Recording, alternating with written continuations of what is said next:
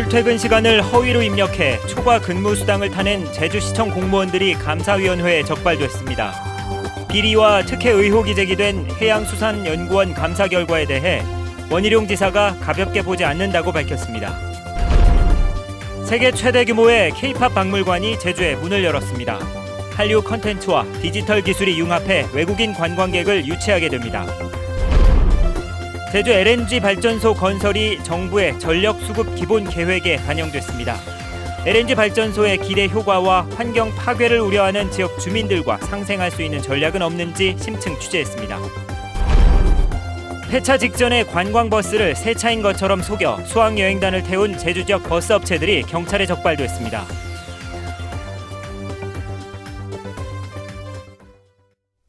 여러분 안녕하십니까? 뉴스데스크 제주입니다. 출퇴근 시간을 속여서 초과 근무 수당을 챙겨온 공무원들이 무더기로 적발됐습니다. 최근 해양수산연구원에 이어 또다시 공직 비리가 터지면서 기강회의가 도를 넘었다는 비판이 나오고 있습니다. 김찬년 기자입니다. 공무원 20여 명이 근무하는 제주시내 한 도서관. 직원들은 지문인식기에 출퇴근 기록을 남깁니다. 그런데 이 도서관에 근무하지 않은 공무원들이 지난해부터 이곳에 퇴근 시간을 입력한 것으로 드러났습니다. 읍면지역 도서관이나 유적지에 근무하는 공무원들이 제주시내 도서관이나 제주시청에 와서 퇴근 시간을 허위로 입력한 뒤 초과 근무 수당을 받아간 겁니다. 부서가 같으면 지문 인식기가 서로 연결돼 입력이 가능한 점을 악용했습니다. 환경에 근무하더라도 시내 살다 보니까 채권납 같은 것들을 하러 저녁에 왔다가 거기 퇴근하면서. 제주도 감사위원회는 이 같은 수법으로 1,300만 원의 수당을 챙긴 공무원 12명을 징계하라고 요구했습니다. 이런 가운데 원희룡 지사는 최근 감사위원회에 적발된 제주도 해양수산연구원의 비리와 특혜 의혹에 대해 엄중하게 대처할 뜻을 내비쳤습니다. 저희는 그것을 가볍게 보고 있지는 않지만은 나름대로 이 부분을 진지하게 들여다볼 생각입니다. 시민사회단체들은 당시 해양수산연구원장이던 제주도청 국장을 중징계하는 것은 물론 경징계를 내린 오창수 감사위원장도 비판하고 나서 파장은 더욱 커질 것으로 보입니다. MBC 뉴스 김찬년입니다. 제주도 내 버스 승차대가 대부분 도로 점용 허가를 받지 않은 것으로 드러났습니다. 제주도 감사위원회는 버스 승차대의 87%가 도로 점용 허가를 받지 않는 바람에 인도폭이 좁거나 가로수에 가리는 곳에 설치돼 이용자들이 불편을 겪게 됐다고 지적했습니다. 또 일부 승차대는 경관 심의를 받지 않아 업체에 특혜를 줬고 스마트폰 버스 앱은 제대로 작동하지 않는다며 공무원 4명에게 훈계와 주의를 요구했습니다. 부산지방경찰청은 오래된 관광버스를 새 차인 것처럼 속여 수학여행단을 태운 혐의로 제주 지역 버스업체 4곳을 적발해 대표 46살 백모 씨 등 8명을 입건했습니다. 이들은 지난 2010년부터 부산 지역 학교 수학여행버스 공개 입찰에 참여하면서 자동차 등록증의 날짜를 위조하는 수법으로 1998년에 출고돼 폐차 직전인 관광버스까지 사용한 것으로 드러났습니다. 세계 최대 규모의 K-팝 체험 박물관이 제주에 문을 열었습니다. 한류와 정보통신 기술이 융합하면서 새로운 관광 콘텐츠로 진화하고 있습니다. 이소연 기자입니다.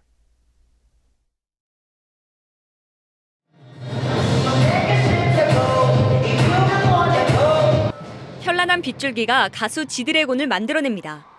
카리스마 넘치는 눈빛과 몸짓은 실제 공연장을 방불케 합니다. 관객들은 무대에 올라 스타와 함께 춤을 출 수 있습니다.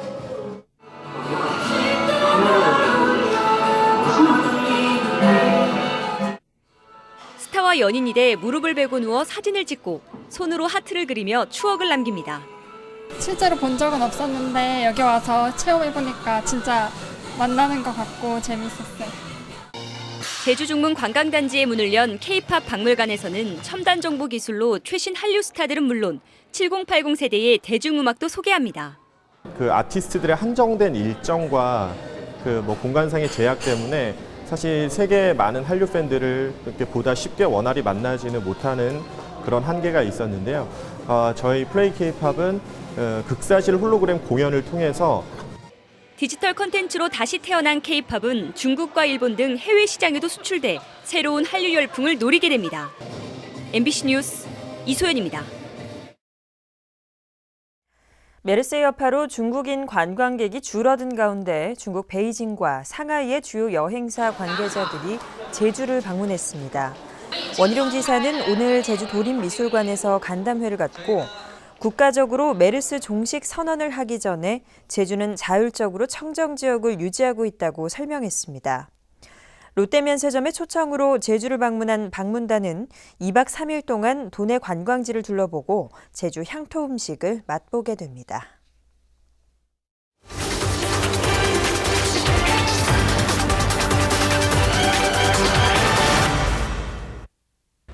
전력 수요가 치솟는 여름철입니다. 올여름 예상되는 제주 지역 최대 전력 수요는 73만 킬로와트. 이에 비해 공급 가능한 전력은 98만 킬로와트로 메르스 여파에 따른 관광객 감소 등으로 다행히 여유가 있을 거란 전망입니다. 하지만 해마다 폭증하는 전력 수요에 대비해 제주에는 LNG 발전소가 새로 들어서는데요. LNG 발전소 건립에 따른 기대 효과와 친환경적 운영 과제를 심층 취재했습니다. 제주 LNG 발전소 건설 계획이 최종 확정된 것은 작년 10월. 지난 2006년 4월 발생한 제주도 광역 정전 사고 이후 8년 만입니다.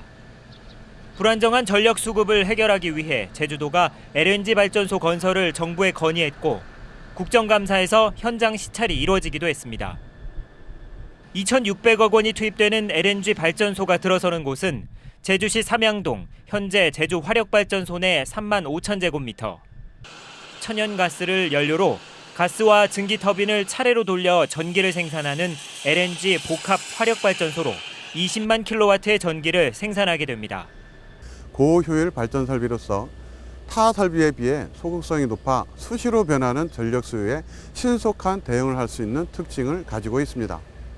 한국중부발전은 연말까지 환경영향평가 협의를 마무리한 뒤 내년 3월 착공해 오는 2018년 6월부터 전력을 생산한다는 계획입니다. 친환경 청정연료인 천연가스를 사용함으로써 카본 프리를 지향하는 제주특별자치도의 기대에도 부응할 수 있으리라 판단됩니다. 제주 지역에 처음으로 들어서는 LNG 복합 화력발전소. 해마다 4% 이상 늘고 있는 전력 수요 대응에 상당한 도움이 될 것으로 기대됩니다. 제주 LNG 복합 화력발전소 환경영향 평가 내용을 지역 주민들에게 설명하는 자리. 대기와 수질, 식생 등 환경에 미치는 영향이 기준에 적합하다는 결과가 나왔습니다. 하지만 주민들은 지금도 화력발전소에서 나오는 온배수 때문에 바다에 백화 현상이 나타나고 있다며 LNG 발전소가 추가로 건설되면 더욱 황폐화될 것이라고 우려했습니다. 발전소 주변의 소음과 진동 피해도 늘어날 것이라고 주장했습니다. 이 주변에 이제 그 바로 울타리 주변에 있는 땅들도 지금 그 재산권 행사를 못 하고 있는데 발전소를 동의하면서 제일 바랐던 거는 지금 현재 있는 발전 시설을 LNG로 빨리 교체해 달라는 것입니다. 그 기존 설비에 대한 것은 기존 설비에 대한 LNG를 전환하는 문제는 좀 적극적으로 한번 검토를 해보겠습니다. LNG 발전소로 늘어나는 온배수를 주변 지역의 에너지로 활용해야 한다는 의견도 나왔습니다. 기존의 그 발전소 부근으로 대규모 취락 지구가 형성이 돼 있기 때문에 온배수를 이용한 열 공급 사업이라든가 이런 것을 해볼 필요가 있겠다. 만약에 필요하다면 에너지 공사를 통해서라도 할 수 있기 때문에 화력 발전소보다 친환경적인 LNG 발전소. 제주도민의 전력 자립에 대한 염원으로 탄생한 만큼 주민들과 함께 상생할 수 있는 전략이 시급해 보입니다. MBC 뉴스 박주연입니다. 다른 지방에서 생산된 전력을 제주로 가져오는 제3해저 연계선이 2025년에 건설됩니다. 산업통상자원부는 오늘 발표한 올해부터 2029년까지 발전 설비 계획을 담은 제7차 전력수급 기본계획에 20만 킬로와트 용량의 제3해저 연계선을 포함시켰습니다. 이번 계획에는 2018년에 건설되는 LNG 복합 발전소도 반영돼 2029년 제주 지역 발전 용량은 144만 킬로와트로 지금보다 47% 늘어나게 됩니다. 제주도 의회 추경예산 심사가 보조금 심의위원회 논란으로 파행을 빚었습니다. 오늘 회의에서는 김용범 의원이 행정과 문화 전문가를 농수축 경제 분과위원으로 위촉한 것은 주먹구구식이라고 지적하자 김용구 제주도 기획조정실장이 반발해 정회하는 소동이 벌어졌습니다. 또 보조금 심의위원회에 전직 새누리당 간부가 포함된 것을 놓고 새정치민주연합과 새누리당 도의원들이 신경전을 벌이기도 했습니다.